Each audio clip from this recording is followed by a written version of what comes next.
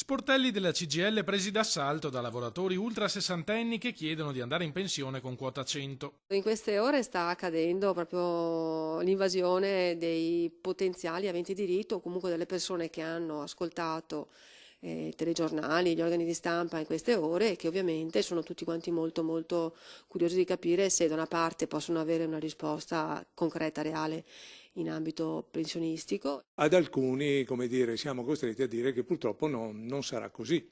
Nel meccanismo dei 62 anni di età più 38 di contributi, spiegano dal sindacato, statisticamente ricadono molti dipendenti pubblici, mentre il lavoro privato, specie quello manuale e pesante, risulta penalizzato dai numeri. Mediamente è il mondo dei lavoratori operai, che sono quelli che appunto hanno iniziato magari prima con il lavoro, ma che appunto non si trovano esclusi. Non solo.